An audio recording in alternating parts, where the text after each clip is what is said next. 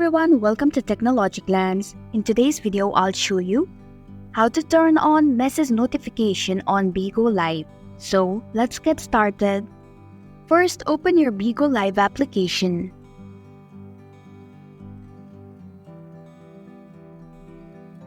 Then tap on Me option at the bottom right corner of your screen. Tap on the settings icon